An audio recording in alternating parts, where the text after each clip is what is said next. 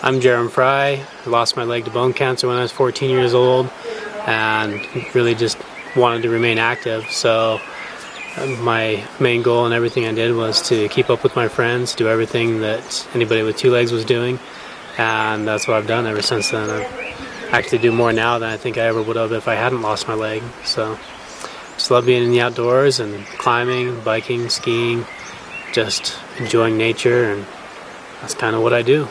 I decided when I had to think about whether to have my leg amputated or go with any of the other options that if prosthetics that other people made weren't sufficient for what I needed to do, that I would just build my own. That was when I was 14 years old, so it was a long time before that ever happened where I came to that situation where I wanted to telemark ski and it just wasn't possible with prosthetics that were available.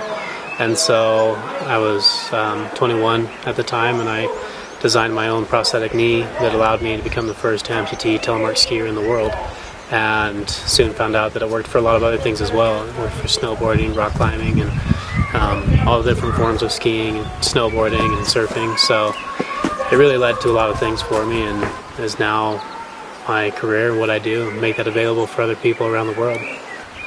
Everybody has challenges and disabilities, and people look at me and they think that my challenge is physical because I'm an amputee, but really everybody's challenge is mental. It's in your attitude, and for me to overcome what my challenge was, it wasn't the prosthetics that allowed me to overcome that. It was my attitude that I wanted to be active. I wanted to keep up with my friends and do what anybody else was doing, and I believed that I could if I made enough of an effort. And I think that that's the same for everybody, whether your challenge is an amputation or a broken arm or whatever it might be.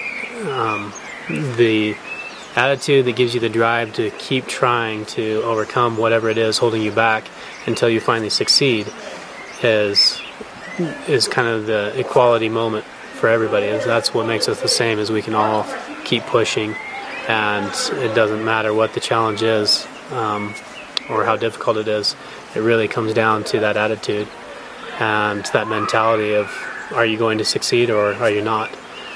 For me, I had three options when it came time to take care of the tumor in my leg, and people are shocked that I chose amputation, but for me it really felt like it was the best option to allow me to be the most active, and it was also the most drastic choice, the most irreversible choice out of the three choices I had.